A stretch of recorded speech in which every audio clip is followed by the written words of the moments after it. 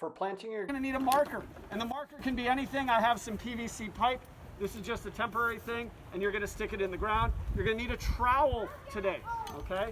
You're going to need, this is not necessary, but it's a nice idea to have a meter or a yardstick.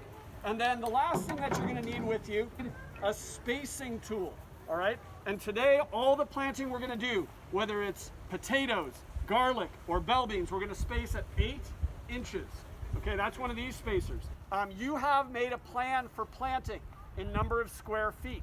Okay, so you know your bed's 3 feet wide.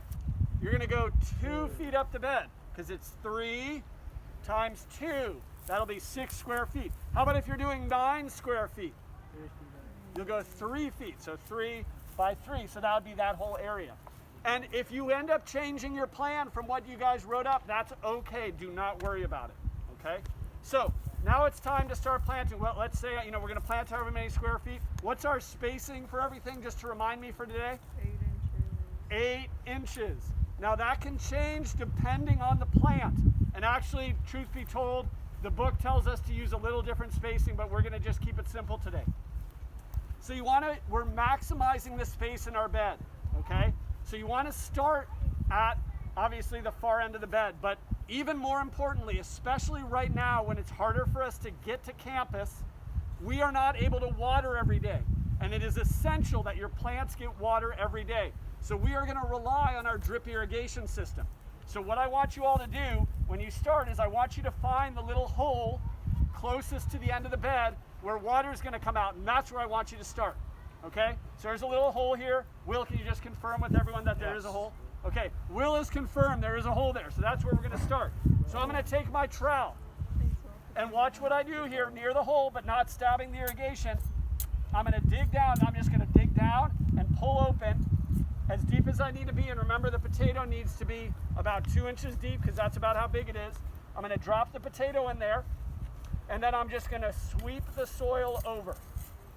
Okay, that's it. I'm not going to pack it down a whole bunch. I'm done. Okay, now in this case, I'm actually going to dig it up because this is their thing, and I don't want to mess up their stuff. But I'm going to just leave that potato. They'll probably plant it right there. Next, how far apart is everything? 8 inches. So this is an 11-inch spacer, but I've marked 8 inches. So from that potato to this point, I got another one. Okay, and I can put my next potato in there, and then I can sweep. Oh, oops, came up a little bit. I can sweep over it, okay? So again, I'm gonna take it out just because this is their bed. I want them to do it. But then I'm gonna go how far away? 8 inches. All right, and it might be a good idea. This bed is really dry, maybe to water first. Okay, but that's where that potato is gonna be. Now, next, you might be tempted to just go down the row 8 inches.